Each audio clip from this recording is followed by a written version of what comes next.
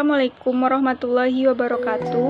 Baiklah, pada kesempatan kali ini kami kelompok 11 akan mempresentasikan hasil diskusi kami yang berjudul tentang pengukuran kinerja sektor publik yang beranggotakan yaitu saya sendiri Diva Mesa Fitri, yang kedua Novita Sari, yang ketiga Salvani Familia. Apa itu pengukuran kinerja? Pengukuran kinerja adalah suatu proses penilaian kemajuan pekerjaan terhadap tujuan dan sasaran yang telah ditentukan sebelumnya, termasuk informasi atas efisiensi penggunaan sumber daya dalam menghasilkan barang dan jasa, kualifikasi barang dan jasa, hasil kegiatan dibandingkan dengan maksud yang diinginkan, dan efektivitas tindakan dalam mencapai tujuan. Pengukuran kinerja sangat penting untuk menilai akuntabilitas organisasi dan manajer dalam pelayanan publik yang lebih baik. Selanjutnya yaitu tujuan pengukuran. Yang pertama yaitu memperbaiki kinerja yang akan datang. Yang kedua yaitu arahan untuk mencapai target. Yang ketiga yaitu evaluasi pencapaian kinerja. Yang keempat, mengasumsikan strategi yang lebih baik.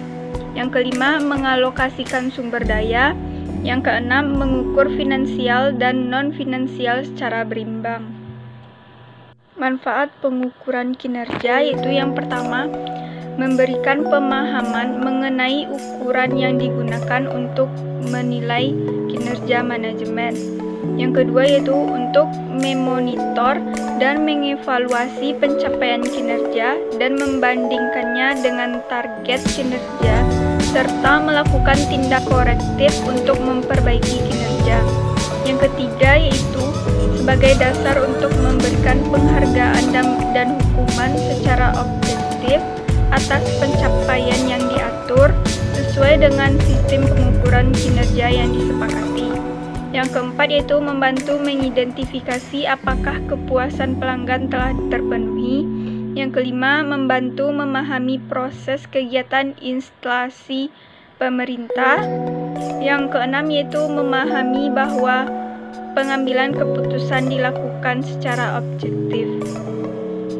Selanjutnya yaitu elemen pokok pengukuran kinerja. Yang pertama yaitu menetapkan tujuan, sasaran, dan strategi organisasi. Yang kedua yaitu merumuskan indikator dan ukuran kinerja. Yang ketiga yaitu mengukur tingkat ketercapaian tujuan dan sasaran. Yang keempat yaitu evaluasi kinerja yang dapat dilakukan dengan 3 cara. Yang pertama feedback, yang kedua penilaian kemajuan, yang ketiga meningkatkan kualitas pengambilan keputusan. Baiklah, berikutnya informasi yang digunakan.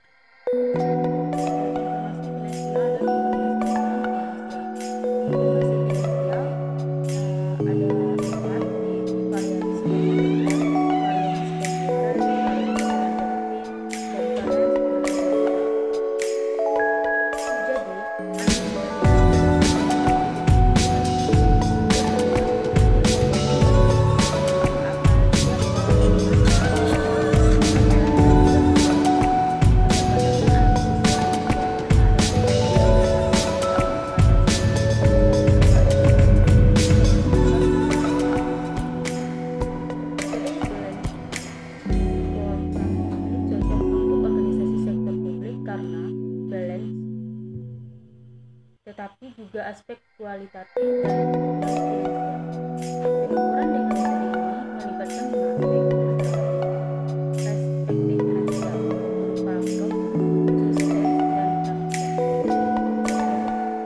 perusahaan memiliki potensi pertumbuhan terbaik dari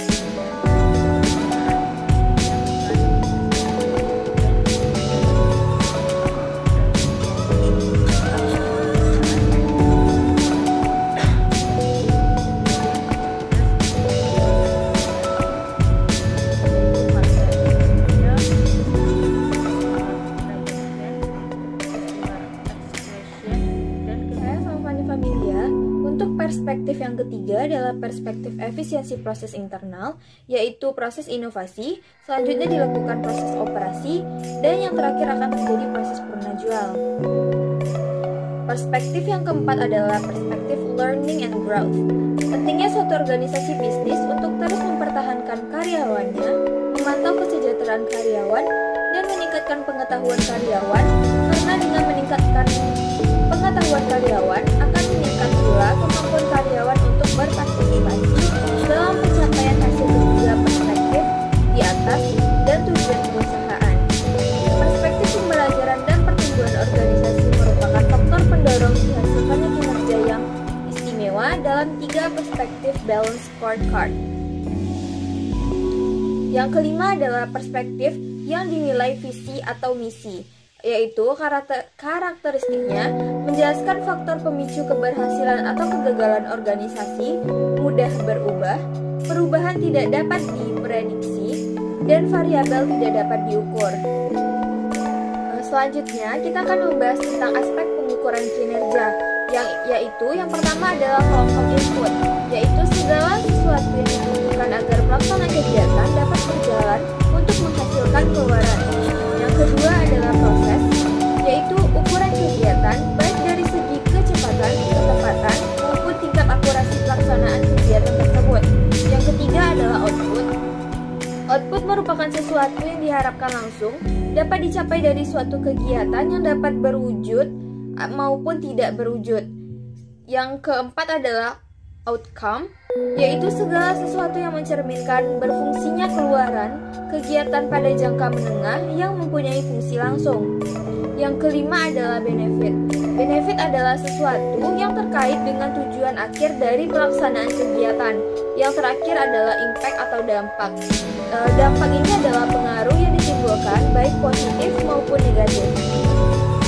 Baiklah, sekian dari kelompok kami.